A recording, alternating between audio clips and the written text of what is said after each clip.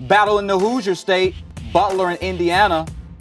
Early first half, Hoosiers down 3. Look at the big man, Thomas Bryant, throwing it down and 1.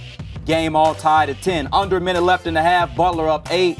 Kelan Martin, this guy had it going in this contest. Butler closed the half on a 16-4 run, giving him a 42-28 lead. Then it's Kamar Baldwin driving the lane, putting it high off glass. Take another look.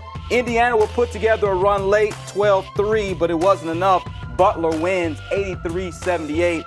Huge win for Butler. Yeah, this is an outstanding basketball game. I got to give Indiana respect. They don't have to play Butler. They're the big boys in that state. But the fact that Indiana is able to get not only this matchup, but Purdue and Notre Dame, that is a state that's so rich in basketball. I think this is great for the fans. It's great for the players. It's great for everyone involved. Now let's get back to this game right here. Butler turns the ball over 6 times.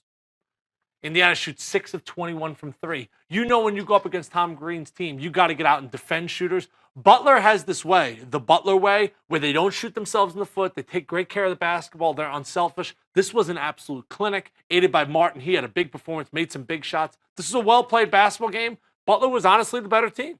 Should Hoosiers fans be concerned? Obviously, they had that other disappointing loss, IFPW, I believe it was. Fort Wayne, Yep, and then now the close loss to Butler.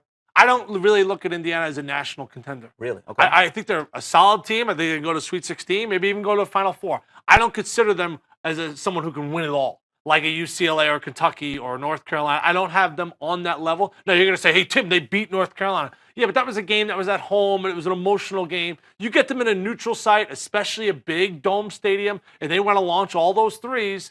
That's not unlikely to have success over the course of 3 different weeks, but they're a solid squad. They just have an MO. You know what they're going to do. They're going to try to push pace, and they're going to try to shoot threes. What Butler did was they got back on defense, they got out on shooters, and that was the difference in the game. And when you turn the ball over 6 times, that's quality coaching right there for Butler and Chris Holtmann.